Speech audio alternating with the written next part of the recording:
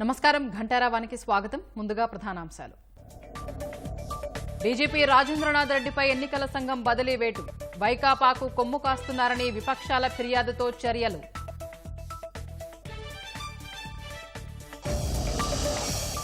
రాష్ట్రం నుంచి నేరగాళ్లను తరిమికొట్టేందుకే కూటమిగా వచ్చామన్న అమిత్ షా. పోలవరాన్ని 2 ఏళ్లలో పూర్తి చేస్తామని హామీ. నవరత్నాల పేరుతో నవమోసాలు చేశారన్న చంద్రబాబు. మాఫియాలతో రాష్ట్రాన్ని అధోగతి పాలు చేశారని ఆగ్రహం.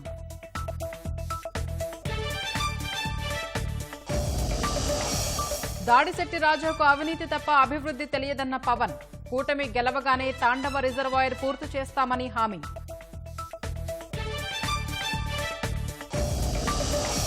రెండో రోజు పోస్టల్ బ్యాలెట్ ప్రక్రియలో గందరగోళం. అధికారుల నిర్లక్ష్యంతో ఓటు వేయలేకపోయిన చాలా మంది ఉద్యోగులు.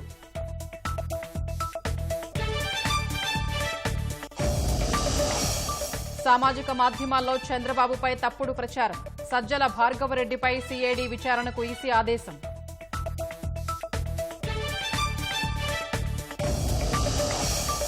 గతంలో మోదీ ఇచ్చిన వాగ్దానాల్లో ఏదీ నెరవేర్చలేదన్న ఖర్గే. నల్లధనాన్ని వెనక్కి తెచ్చి పంచిపెడతానన్న హామీ ఏమైందని ప్రశ్న.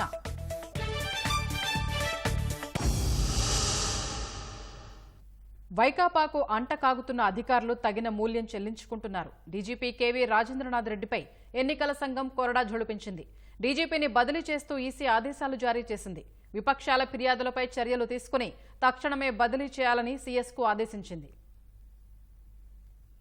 డీజీపీ రాజేంద్రనాథ్ రెడ్డిపై ఎన్నికల సంఘం వేటు వేసింది. విపక్షాల ఫిర్యాదులతో డీజీపీపై బదిలీ చేస్తూ ఉత్తర్వులు ఇచ్చింది. కింది ర్యాంకు అధికారికి బాధ్యతలు అప్పగించి విధుల నుంచి తక్షణమే రిలీవ్ కావాలని ఆదేశించింది. రాజేంద్రనాథ్ రెడ్డికి ఎన్నికల విధులు అప్పగించకూడదని సూచించింది. సోమవారం ఉదయం 11లోగా 3 డీజీ ర్యాంకు అధికారుల జాబితా పంపాలని సీఎస్ జవహర్ రెడ్డిని ఈసీ ఆదేశించింది. రాష్ట్రంలో కేంద్ర హోంమంత్రి అమిత్ షా పర్యటన రోజే డీజీపీపై బదిలీ వేటు పడింది.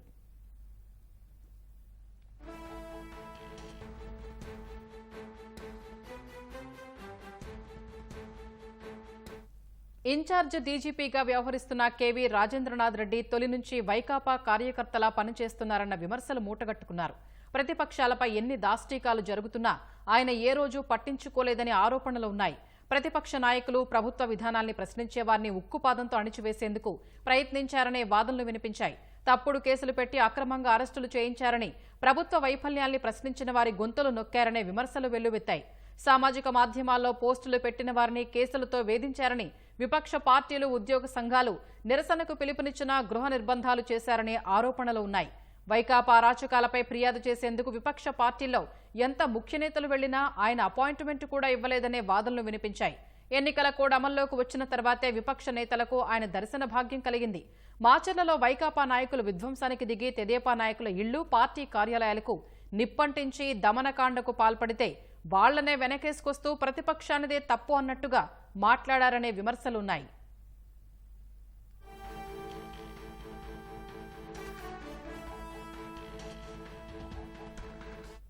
డీజీపీ హోదా కలిగిన 11 మంది సీనియర్ ఐపీఎస్ అధికారుల్ని పక్కన పెట్టేసి మరి కేవీ రాజేంద్రనాథ్ రెడ్డిని ఇన్ఛార్జ్ డీజీపీగా నియమించిన జగన్ ప్రభుత్వం 2 ఏళ్లుగా ఆయన్ను అదే హోదాలో కొనసాగించింది. పూర్తిస్థాయి డీజీపీ ఎంపిక కోసం అర్హులైన అధికారుల వివరాలతో జాబితా పంపాలని కేంద్ర హోంశాఖ పదే లేఖలు రాస్తున్నా ప్రభుత్వం ఖాతరు చేయలేదు. డీజీపీ నియామకం విషయంలో సుప్రీంకోర్టు ఆదేశాలను పట్టించుకోలేదు.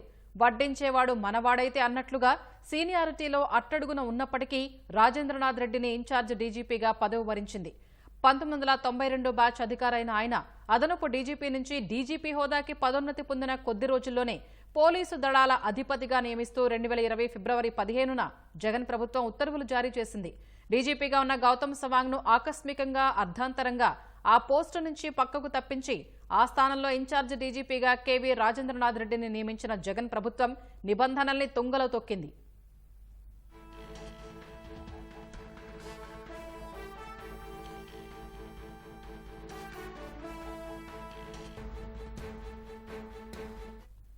ప్రస్తుత డీజీపీ రాజేంద్రనాథ్ రెడ్డిని వైకాపా ప్రభుత్వం నియమించింది. ఆయన పక్కా వైకాపా ప్రభుత్వ సానుభూతిపరుడు. ఆయన కూడా ముఖ్యమంత్రి జగన్ సామాజిక వర్గానికి చెందినవారే. ఇద్దరిది ఒకే జిల్లా. డీజీపీగా ఆయన నియామకంపై అప్పట్లో చాలా విమర్శలొచ్చాయి. డీజీపీ పోస్టుకి అర్హులైన 6 సీనియర్ అధికారులున్నప్పటికీ వారందరినీ పక్కన పెట్టి సర్వీసులో వారికంటే జూనియర్ అయిన రాజేంద్రనాథ్ రెడ్డిని డీజీపీగా నియమించారు. దానికైనా కృతజ్ఞత తీర్చుకుంటున్నారు. వైకాపా ప్రభుత్వానికి బహిరంగంగా సంపూర్ణ సహాయ సహకారాలు అందిస్తున్నారు. ఇటీవల చిలకలూరిపేటలో ప్రధాని పాల్గొన్న బహిరంగ సభ అవరోధాలు కల్పించే పన్నాగానికి ఆయన బహిరంగంగా సహాయపడ్డారనే విమర్శలున్నాయి. మైక్ సిస్టమ్స్ దగ్గర సరైన భద్రత కల్పించలేదు. సభా ప్రాంగణంలోని స్తంభాలపైకి ఎక్కుతున్న వారిని పోలీసులు అడ్డుకోలేదు. ప్రధాని స్వయంగా జోక్యం చేసుకుని వారిని స్తంభాలపై నుంచి దిగమని కోరాల్సి వచ్చింది.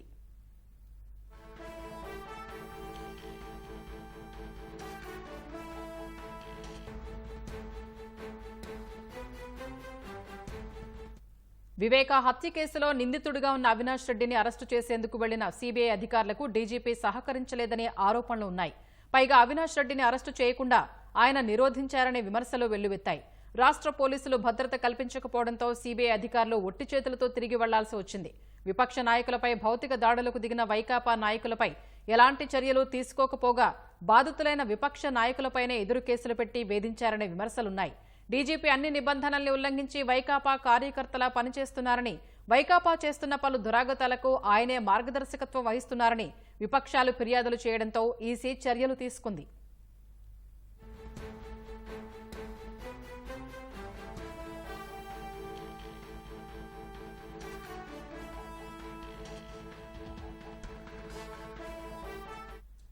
ఆంధ్రప్రదేశ్ నుంచి నేరగాళ్లు మాఫియాను తరిమి కొట్టేందుకే భాజపా, తెలుగుదేశం, జనసేన జట్టుకట్టాయని కేంద్ర హోంమంత్రి అమిత్ షా అన్నారు. రాష్ట్రంలో జగన్ అవినీతి సామ్రాజ్యాన్ని కూల్చివేస్తామన్నారు. అమరావతి రాజధానిగా ఉంటుందని, పోలవరం 2 ఏళ్లలో పూర్తి చేస్తామని హామీ ఇచ్చారు.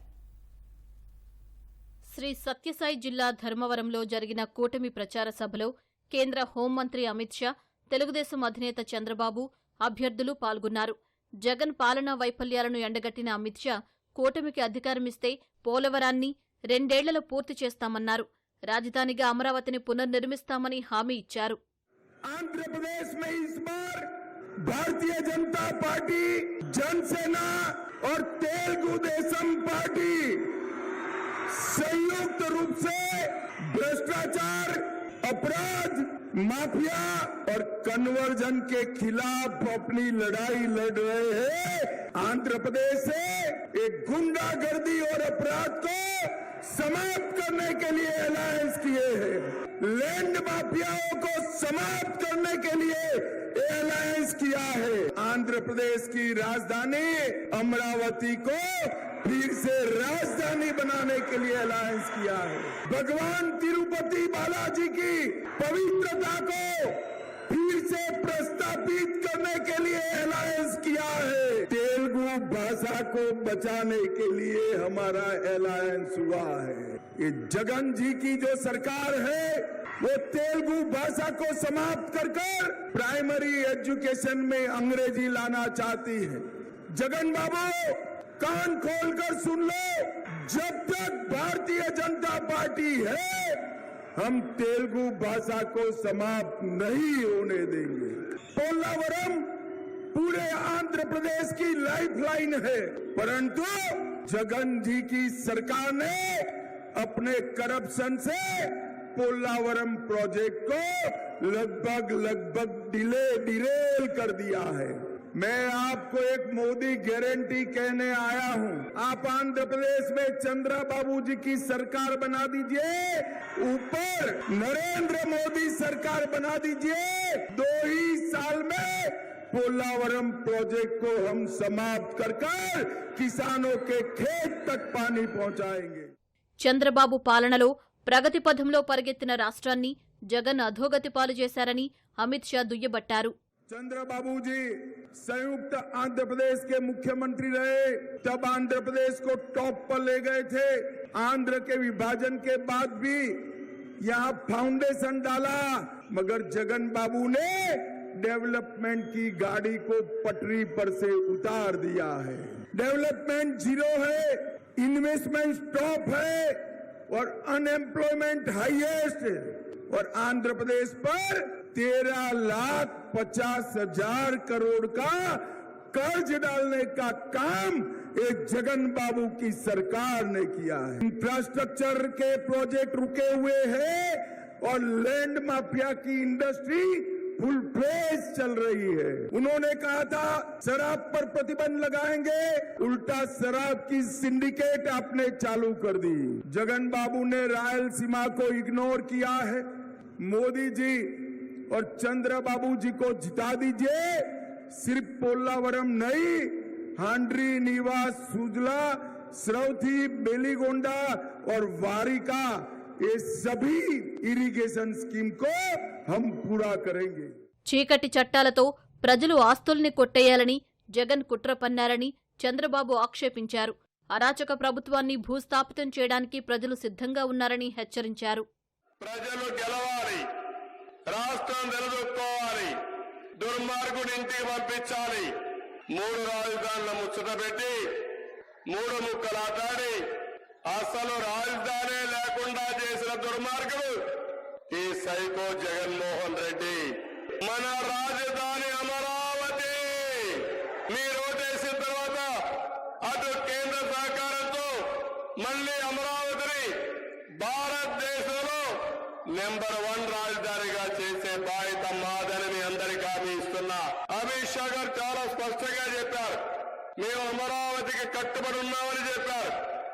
ఇప్పుడు అడుగుతున్న ఈ యొక్క సైకో జగన్ ని ఏ ముఖం పెట్టుకొని తిరుగుతామని అడుగుతున్నా.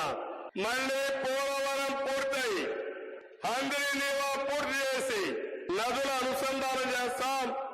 గోదావరి నుంచి మిగులు జలాల్ని చివరి భూముల వరకు తీసుకొచ్చే బాధ్యత మేము తీసుకుంటామని చెప్పి కూడా నేను మీకు తెలియజేసుకుంటున్నాను. ధర్మవరంలో ప్రచార సభ అనంతరం కేంద్ర హోంమంత్రి అమిత్ షా, తెలుగుదేశం అధినేత చంద్రబాబు ప్రత్యేకంగా సమావేశమయ్యారు. ఎన్నికల ప్రచారం, తాజా పరిస్థితులపై ఇరువురు నేతలు చర్చలు జరిపారు. ఎన్నికల ప్రక్రియ, రాష్ట్రంలో కొందరు అధికారుల తీరుపైన చర్చించారు. నివేదికల ప్రకారం కూటమిదే అధికారమని అమిత్ షా చంద్రబాబుతో చెప్పినట్లు సమాచారం. ఊహించిన దానికంటే ఎక్కువ సీట్లొస్తాయని అమిత్ షా అన్నట్లు తెలిసింది. జగన్ ప్రభుత్వంపై ప్రజలు ఆగ్రహంతో ఉన్నట్లు నివేదికలున్నాయని షా చంద్రబాబుతో అన్నట్లు సమాచారం. ఎన్నికల విధుల్లో పాల్గొనాల్సిన ఉద్యోగులకే తమ పోస్టల్ బ్యాలెట్ ఓటు ఎక్కడుందో తెలియని అయోమయ పరిస్థితి రాష్ట్రంలో నెలకొంది. వరుసగా 2వ రోజు చాలా జిల్లాల్లో పోలింగ్ ప్రక్రియ గందరగోళంగా తయారైంది. అసలే ఎండలు ఠారెత్తిస్తుంటే తమ ఓటు ఇక్కడ కాదంటూ అక్కడ, అక్కడ కాదంటూ ఇక్కడ అని తిప్పుతున్నారని ఉద్యోగులు మండిపడ్డారు. రిటర్నింగ్ అధికారుల నిర్లక్ష్యం కారణంగా వేల మంది ఉద్యోగులు పోస్టల్ బ్యాలెట్ వేయలేకపోయారు. అనేక చోట్ల వైకాపా నేతలు పోలింగ్ కేంద్రాల వద్ద ప్రచారం చేయడంపై తెలుగుదేశం తీవ్రంగా తప్పుపట్టింది. శ్రీకాకుళం జిల్లా నరసన్నపేటలో పోస్టల్ బ్యాలెట్ ఓటింగ్ కేంద్రాల వద్ద 2వ రోజు గందరగోళ పరిస్థితి నెలకొంది. పెద్ద సంఖ్యలో ఉద్యోగులు పోలింగ్ కేంద్రాల వద్దకు చేరుకోవడంతో కనీస సౌకర్యాలు లేక ఇబ్బందులు పడ్డారు.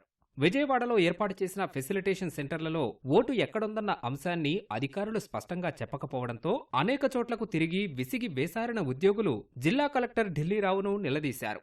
ఓటు హక్కు కల్పించకపోవడంపై ఓ మహిళా ఉద్యోగి కంటతడి పెట్టారు. మచిలీపట్నం వెళ్ళి ఓటేయటం, సామాన్య మానవుడేమో ఇంటి దగ్గర పక్క సందులో వేస్తున్నారు, జీపు తీసుకొచ్చేస్తున్నారు. మేము గవర్నమెంట్ సర్వీస్ చేస్తున్నాం, మేము మచిలీపట్నం వెళ్ళి ఓటేయాలా? అంటే బ్యాలెట్ పేపర్ మీద మా ఓటు ఎక్కడ వేస్తాం, మధ్య వేస్తాం. మీరు అమ్మ చెప్తాను, నేను ఇలాంటి ఇష్యూస్ ఉన్నాయనుకోండి, నేను ఏం చేస్తాను, రేపటి వరకు చూస్తాను. అక్కడ కూడా మీకు ఓటు అవ్వలేదు అనుకోండి, నేను ఇక్కడే ఎలా చేస్తాను, వీళ్ళు కూడా నేను ఇక్కడ కూడా ఎక్కడ నందిగామలో వైకాపా ఎమ్మెల్సీ మొండితోక అరుణ్ కుమార్ హల్చల్ చేశారు. స్థానిక కాకాని వెంకటరత్నం కళాశాల ఆవరణలోని పోలింగ్ కేంద్రానికి వచ్చి సిబ్బందితో మాట్లాడి తమకు అనుకూలంగా ఓట్లు వేయాలని చెప్పారు. కృష్ణా జిల్లా పామరులో పోస్టల్ బ్యాలెట్ వినియోగించుకునేందుకు ఉద్యోగులు ఇబ్బంది పడ్డారు. ఓటు ఇక్కడ కాదంటూ అక్కడ, అక్కడ కాదంటూ ఇక్కడ అని తిప్పడమేంటని ఉపాధ్యాయులు ఆగ్రహం వ్యక్తం చేశారు.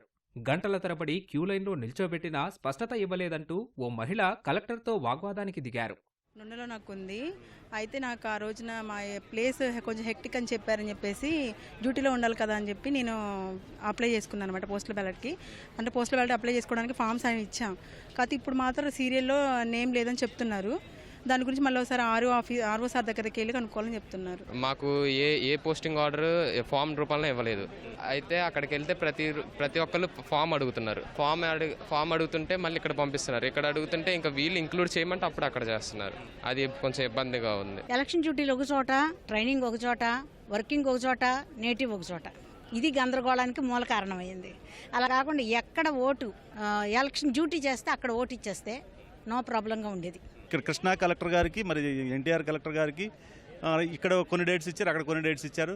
మరి అక్కడ మీ ఇక్కడికి ఈ ఫామ్ తీసుకొచ్చి చూపిస్తే ఇది మీది కాదండి, కృష్ణా డిస్ట్రిక్ట్ వెళ్ళాలని అంటున్నారు. నేను మార్నింగ్ 10కే వెళ్ళాను అక్కడ కేబిఎన్ కాలేజ్కి. నాకు 12:30 వరకు అక్కడే పట్టింది. నాకు ఇక్కడికి వస్తే ఇక్కడ లేదంటున్నారు. అది పరిస్థితి. పల్నాడు జిల్లా సత్తెనపల్లిలోనూ ఓటు వేసేందుకు పెద్ద సంఖ్యలో వచ్చిన ప్రభుత్వ ఉద్యోగులు, సిబ్బంది తీవ్ర ఇబ్బందులు పడ్డారు. కనీస సౌకర్యాలు లేవని ఆగ్రహం వ్యక్తం చేశారు. బాపట్ల పురపాలక ఉన్నత పాఠశాలలో జరుగుతున్న పోస్టల్ బ్యాలెట్ ఓటింగ్లో వైకాపా ఎమ్మెల్యే కోన రఘుపతి పిఏ కిషోర్ అత్యుత్సాహం ప్రదర్శించారు. ఉదయం నుంచి పోలింగ్ కేంద్రం వద్ద తిరుగుతూ ఉద్యోగులను ప్రలోభపెట్టే యత్నం చేశారు. సమాచారం తెలిసి అక్కడికి వచ్చిన పోలీసులు నిబంధనల ప్రకారం అక్కడ ఉండడానికి వీల్లేదని వైకాపా ఎమ్మెల్యే పిఏ కిషోర్ను వెళ్లిపోవాలని చెప్పారు. అయితే ఆయన పోలీసులతోనే వాగ్వాదానికి దిగాడు.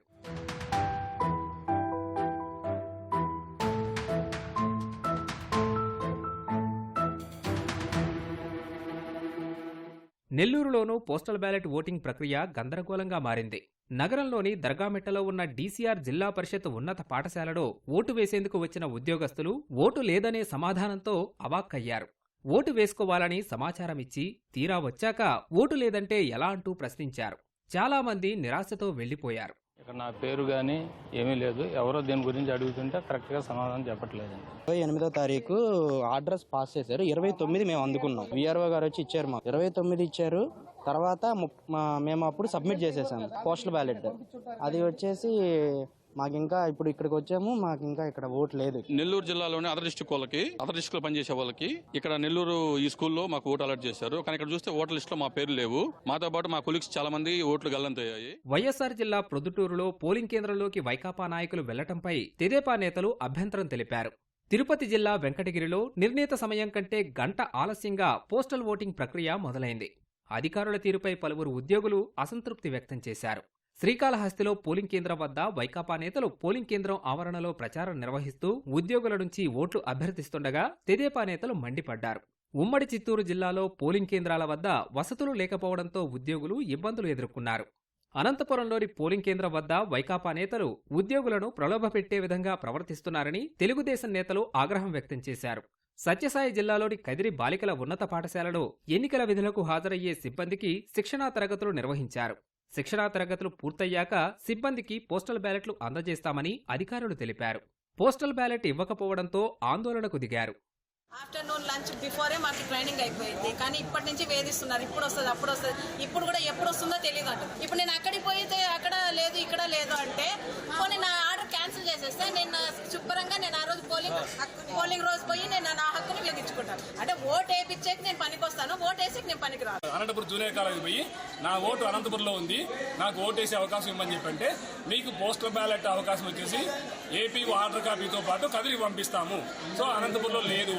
సో ఇంటర్ డిస్ట్రిక్ట్ కింద మీరు అక్కడ పని చేస్తూ అక్కడ అప్లై చేసినారు కాబట్టి మీరు కదిరిలోనే ఓటు వేయాలని చెప్పి నా ఓటు అక్కడ రిజెక్ట్ చేశారు. ఇంతవరకు మాకు పోస్టల్ బ్యాలెట్ సప్లై చేయలేదు. Vaikapa social media incharge Sajjala భార్గవరెడ్డిపై సీఐడీ విచారణకు ఎన్నికల సంఘం ఆదేశించింది. సోషల్ మీడియాలో చంద్రబాబుపై తప్పుడు ప్రచారం చేశారని తెలుగుదేశం ఈసీకి ఫిర్యాదు చేసింది. ఇంటింటికి పింఛన్లు అందకపోవడానికి చంద్రబాబే కారణమని ప్రచారం చేశారని పేర్కొంది. ఐవీఆర్ఎస్ ద్వారా ఓటర్లు పింఛన్దారుల్ని తప్పుదోవ పట్టించారని చెప్పారు. విద్వేషాలు రగిల్చేలా దుష్ప్రచారం చేశారని తెలుగుదేశం నేత వల్లరామయ్య భార్గవరెడ్డిపై ఫిర్యాదు చేశారు. వల్లరామయ్య ఫిర్యాదు ఆధారంగా ఐవీఆర్ఎస్ కాల్స్పై సీఐడీ దర్యాప్తును ఈసీ ఆదేశించింది. విచారణ చేసి వెంటనే నివేదిక ఇవ్వాలని కోరింది. రాష్ట్రంలో దోపిడీలు, దౌర్జన్యాలు తప్ప అభివృద్ధి లేదని కడప పార్లమెంట్ కాంగ్రెస్ అభ్యర్థి లేదని వైఎస్ షర్మిల ఆగ్రహం వ్యక్తం చేశారు. న్యాయయాత్రలో భాగంగా నెల్లూరు జిల్లా కోవూరులో షర్మిల రోడ్ షో నిర్వహించారు. మొత్తం అంతా ఒక మాఫియా లాగా తయారైంది. ఒక పాడు లేదు, ఒక పద్ధతి లేదు. ఏం జరుగుతుంది మన రాష్ట్రంలో? దోపిడీ జరుగుతుంది, దొంగల పాలన అయిపోయింది. ఒక పక్క లిక్కర్ మాఫియా, ఒక పక్క శాండ్ మాఫియా, ల్యాండ్ మాఫియా. ఎవరు ఎమ్మెల్యేలైనా ఎవరు ఎంపీలైనా మొత్తం అందరూ భూ కబ్జాలు చేస్తున్నారు, లేకపోతే మైనింగ్ మాఫియాలు చేస్తున్నారు, లేకపోతే ఇసుక, మట్టి, గ్రావెల్ దోపిడీ చేస్తున్నారు. పోలీసుల కళ్ళ ముందే చేస్తున్నారు. లా అండ్ ఆర్డర్ అయినా సరిగ్గా ఉందా అంటే కేజీల కొద్ది కంటైనర్లలో వస్తుంది డ్రగ్స్ మన రాష్ట్రానికి. ఎక్కడ చూసినా గంజాయి ఉంది. మన బిడ్డల భవిష్యత్ ఏం కావాలి? మన రాష్ట్రం ఏం కావాలి? ఏం చెప్పాడు జగన్మోహన్ రెడ్డి గారు? 5 సంవత్సరాల క్రితం ఇలాగే మైకు పట్టుకొని సంక్రాంతి వచ్చినప్పుడల్లా జాబ్ క్యాలెండర్ వస్తుంది అన్నాడు జగన్మోహన్ రెడ్డి గారు. జగన్మోహన్ రెడ్డి గారు ముఖ్యమంత్రి అయినాక ఎన్ని సంక్రాంతులు వచ్చినాయి? 5 సంక్రాంతులు వచ్చినాయి, 5 సంక్రాంతులు పోయినాయి. ఒక్క జాబ్ క్యాలెండర్ అయినా వచ్చిందా? మరి ఎందుకు వేయాలమ్మా వీళ్ళకి ఓట్లు? ప్రధానమంత్రి నరేంద్ర మోదీ గత ఎన్నికల సమయంలో ఇచ్చిన వాగ్దానాల్లో ఏదీ నెరవేర్చలేదని కాంగ్రెస్ అధ్యక్షుడు మల్లికార్జున ఖర్గే ధ్వజమెత్తారు. పశ్చిమ బెంగాల్లోని మాల్దాలో ఖర్గే ఎన్నికల ప్రచారం నిర్వహించారు. విదేశాల్లో ఉన్న నల్లధనాన్ని తెచ్చి ఒక్కొక్కరి బ్యాంకు ఖాతాలో 15 లక్షలను జమ చేస్తామని మోదీ హామీ ఇచ్చారని ఖర్గే గుర్తు చేశారు. రైతుల ఆదాయాన్ని రెట్టింపు చేస్తామని, సంవత్సరానికి 2 కోట్ల ఉద్యోగాలు ఇస్తామని చెప్పారని, కానీ ఏ ఒక్కటి నెరవేర్చలేదని మండిపడ్డారు. భాజపా చెప్పింది కేవలం అబద్దాలు మాత్రమేనన్న ఖర్గే మోదీ ఆ అసత్యాలకు నాయకుడని ఆరోపించారు. దేశంలో నిరుద్యోగం, ద్రవ్యోల్బణం బాగా పెరిగిపోయిందని తాము చెబుతుంటే వారసత్వ పన్ను పేరుతో ప్రజల ఆస్తుల్ని కాంగ్రెస్ లాక్కుంటుందని, భాజపా దుష్ప్రచారం చేస్తోందని దుయ్యబట్టారు. ఎన్నికల బాండ్ల పేరుతో చందా ఇవ్వు, దందా తీసుకున్న విధానాన్ని భాజపా చేపట్టిందన్నారు. విపక్ష నేతలు అవినీతి పరులే అయితే వారు భాజపాలో చేరగానే సత్య హరిశ్చంద్రుని పిల్లలు అవుతున్నారా అని నిలదీశారు.